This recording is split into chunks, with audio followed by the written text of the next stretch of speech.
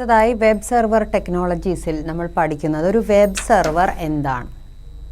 ഒരു web server എന്ന് പറയുമ്പോൾ ഒരു പവർഫുൾ ആയിട്ടുള്ള ഒരുപാട് വെബ് പേജസുകളെ ഉൾപ്പെടുത്താൻ സാധിക്കുന്ന ഒരു സംഭവമാണ് ഒരു വെബ് സെർവർ എന്ന് പറയുന്നത്. ഈ വെബ് സെർവറിലൂടെ നമുക്ക് ഇമെയിലുകൾ അയക്കാം, അതുപോലെ ബ്ലോഗുകൾ അയക്കാം, ഇതുപോലുള്ള എല്ലാ സംവിധാനങ്ങളും നമുക്ക് ചെയ്യാവുന്നതാണ്. അപ്പോൾ ഈ സെർവറിൽ നമുക്കൊരു സെർവർ കമ്പ്യൂട്ടർ ഉണ്ടായിരിക്കും. ആ സെർവർ കമ്പ്യൂട്ടർ പ്രവർത്തിപ്പിക്കുന്നത് സെർവർ ഓപ്പറേറ്റിംഗ് സിസ്റ്റത്തിൻ്റെ സഹായത്തോടെയാണ്. അതുപോലെ തന്നെ അതിൻ്റെ അകത്തൊരു വെബ് സെർവർ സോഫ്റ്റ്വെയർ നമുക്ക് ലഭ്യമാണ്. അപ്പോൾ ശരിക്കും പറഞ്ഞു കഴിഞ്ഞാൽ സോഫ്റ്റ്വെയർ, ഓപ്പറേറ്റിംഗ് സിസ്റ്റം, കമ്പ്യൂട്ടർ, ഈ മൂന്ന് സംവിധാനങ്ങളും അവിടെ ഉണ്ട്.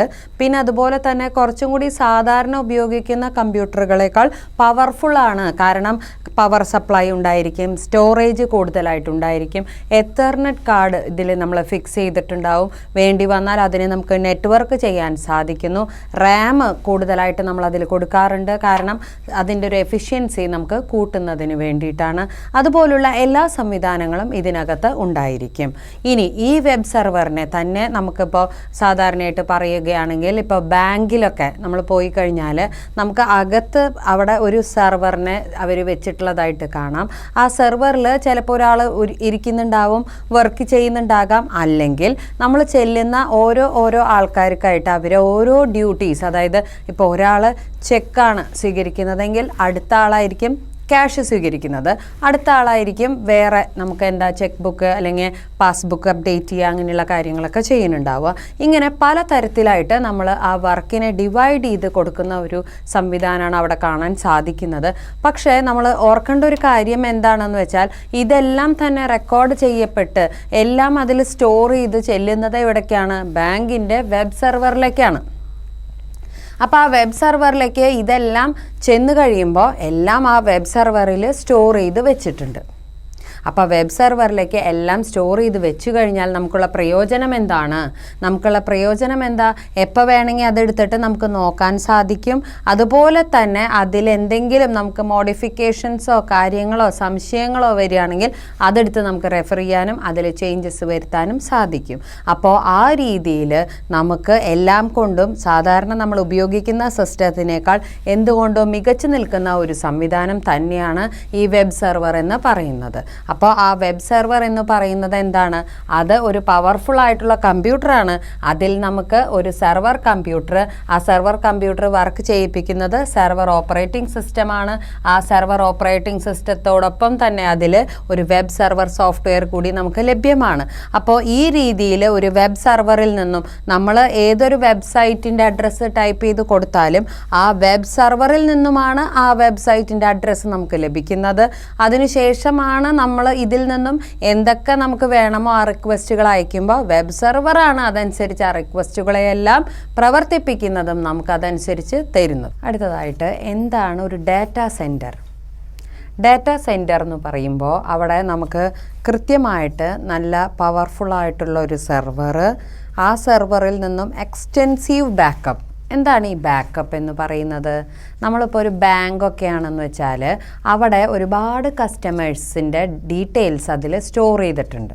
അപ്പോൾ കുറേ കഴിയുമ്പോൾ ആ സെർവറിൽ റെക്കോർഡ്സ് നിറഞ്ഞു കഴിഞ്ഞാൽ ചിലപ്പോൾ അത് ആകെ അവിടെ വല്ലാത്ത സ്ലോ ആവുന്ന ഒരു രീതിയിലേക്കും മെമ്മറി ഹാങ് ആവുന്ന ഒരു രീതിയിലേക്കും സിസ്റ്റം ക്രാഷ് ആവാനും ഒക്കെ സാധ്യതയുണ്ട്.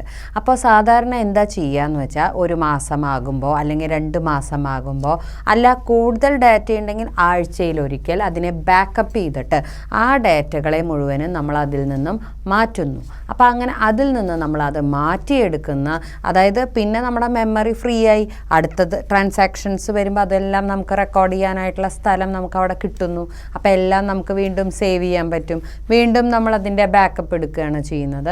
അപ്പോൾ അങ്ങനെ നമുക്ക് അത്രയും പവർഫുൾ ആയിട്ടുള്ള ഒരു സെർവർ ആണെങ്കിൽ കൂടിയിട്ട് അതിൽ നമുക്കങ്ങനെ ബാക്കപ്പ് എടുക്കാനായിട്ടുള്ള ഒരു സൗകര്യമുണ്ട്. അടുത്തതായിട്ട് കൂളിംഗ് ഫെസിലിറ്റി. അതിൽ നമുക്ക് എന്താണെന്ന് വെച്ചിട്ടുണ്ടെങ്കിൽ അത് ഹീറ്റ് ആവാതിരിക്കാനും ഒക്കെ നമ്മൾ അവിടെ ശ്രദ്ധിക്കുന്നുണ്ട് എന്നർത്ഥം. High spread network connection. അതിൽ വളരെ നല്ല രീതിയിലുള്ള ഒരു പവർഫുൾ ആയിട്ടുള്ളൊരു നെറ്റ്വർക്ക് കണക്ഷൻ നമ്മൾ കൊടുക്കുന്നുണ്ട്. അതും ആ ഡാറ്റാ സെൻറ്ററിൻ്റെ ഭാഗമാണ്. സെക്യൂരിറ്റി സിസ്റ്റം, വളരെയധികം ഹൈലി സേഫ് ആൻഡ് സെക്യൂർ ആയിട്ടുള്ള ഒരു സിസ്റ്റം നമ്മൾ ഈ ഡാറ്റാ സെൻറ്ററിൽ ഉൾപ്പെടുത്തുന്നുണ്ട്. ഇതെല്ലാം ഇതിൻ്റെ ഭാഗമാണ് എന്ന് ഓർക്കുക.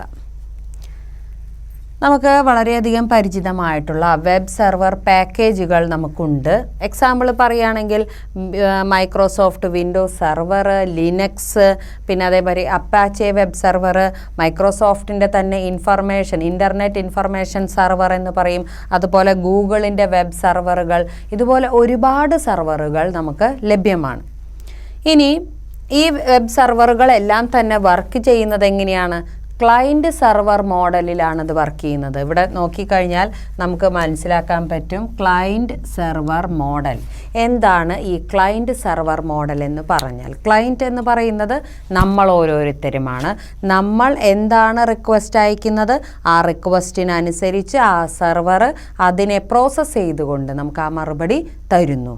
അപ്പോൾ ആ രീതിയിൽ വർക്ക് ചെയ്യിക്കുന്നതാണ് ക്ലയൻറ്റ് സെർവർ മോഡൽ എന്ന് പറയുന്നത്. സെർവർ മോഡലാണെങ്കിൽ എങ്ങനെയായിരിക്കും?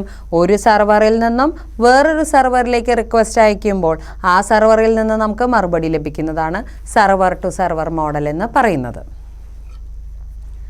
ഇനി ഇതുകൊണ്ടുള്ള പ്രത്യേകതകൾ എന്താണ്? Create multiple website. ഒരുപാട് വെബ്സൈറ്റുകൾ, ഒന്നിൽ കൂടുതൽ വെബ്സൈറ്റുകളെല്ലാം നമുക്കുണ്ടാക്കി മാനേജ് ചെയ്യാൻ സാധിക്കുന്നു. കോൺഫിഗർ ദ വെബ്സൈറ്റ് സെക്യൂരിറ്റി, നമുക്കതിനാവശ്യമായിട്ടുള്ള സെക്യൂരിറ്റി നിലവാരം പുലർത്താനും ഇത് സഹായിക്കുന്നുണ്ട്. ഇതുകൊണ്ടുള്ള ഏറ്റവും വലിയ ഉപയോഗം എന്താണ്? എത്രയോ വലിയ വലിയ സ്ഥാപനങ്ങളുണ്ട്. അപ്പോൾ അത്രയും വലിയ വലിയ സ്ഥാപനങ്ങളാവുമ്പോൾ, ഇപ്പോൾ ലോകമെമ്പാടും ബ്രാഞ്ചസ് ഉള്ള ഒരു സ്ഥാപനമാണെങ്കിൽ അതിൻ്റെ വെബ് സെർവർ അത്രത്തോളം കപ്പാസിറ്റി കൂടുതലുള്ളതായിരിക്കണം. അതിലേക്ക് എപ്പോഴും പവർ സപ്ലൈ ഉണ്ടായിരിക്കണം, നെറ്റ്വർക്ക് നല്ല സ്ട്രോങ് ആയിട്ടുള്ള നെറ്റ്വർക്ക് കണക്ഷൻ ഉണ്ടായിരിക്കണം. എന്നാൽ മാത്രമേ അവർക്ക് ആ വിവിധ ബ്രാഞ്ചുകളിൽ നിന്ന്, ഇന്ത്യയുടെ അകത്തും പുറത്തുമുള്ള ബ്രാഞ്ചുകളിൽ നിന്നും എല്ലാ സമയവും കമ്മ്യൂണിക്കേറ്റ് ചെയ്യാനും ഇതിലൂടെ അവർക്ക് ആവശ്യമായിട്ടുള്ള കമ്മ്യൂണിക്കേഷൻ അങ്ങോട്ട് കൊടുക്കാനും സാധിക്കുള്ളൂ. മറ്റൊന്ന്, ഇതുപോലെ ബാക്കപ്പ് ചെയ്ത് അവർക്ക് കൃത്യമായിട്ട് അത് റെക്കോർഡ് ചെയ്ത് എടുത്തു വയ്ക്കാനും അതുപോലെ വീണ്ടും ആവശ്യമുണ്ടെങ്കിൽ അതെടുത്തു നോക്കാനുമുള്ള സംവിധാനം, അത്രയും സ്റ്റോറേജ് അവിടെ നമുക്ക് ആവശ്യമാണ്. പിന്നെ അതുപോലെ തന്നെ സെക്യൂരിറ്റി നമുക്ക് ആവശ്യമാണ്. ഇതെല്ലാം ഉൾപ്പെടുത്തിക്കൊണ്ട് മാത്രമേ നമുക്ക് അതിനെ സേഫ് ആൻഡ് സെക്യൂർ ആയിട്ട് മുന്നോട്ട് കൊണ്ടുപോകാൻ സാധിക്കുള്ളൂ. അപ്പോൾ ഒരു ഡാറ്റാ സെൻറ്റർ എന്ന് പറയുമ്പോൾ തന്നെ നമ്മൾ ഓർക്കണം, അവിടെ അത്രയധികം ഇൻഫർമേഷൻസ് നമുക്ക് സ്റ്റോർ ചെയ്യാം. അതുപോലെ തന്നെ അത്രയധികം വെബ്സൈറ്റുകൾ ഉൾപ്പെട്ടതാണ് ഈ ഒരു സംഭവം എന്ന് പറയുന്നത്.